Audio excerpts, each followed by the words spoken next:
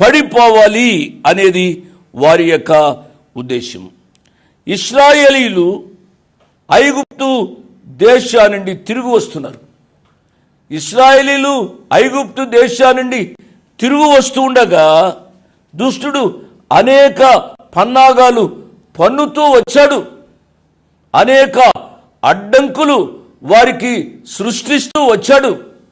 అయినప్పుడు కూడా ఇశ్రాయేలీలు ఎర్ర సముద్రాన్ని దాటారు, ఆయా ఆటంకాలు దాటారు.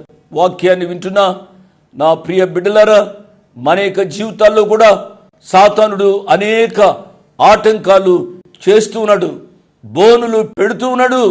ఈ సత్యాన్ని గమనించి వీటిని అధిగమించి ప్రభువులో సంతోషగానాలు చేస్తూ విశ్వాస జీవితాన్ని సాగించాలి అని ప్రభు పేరిట నేను జ్ఞాపకం చేస్తూ ఉన్నాను.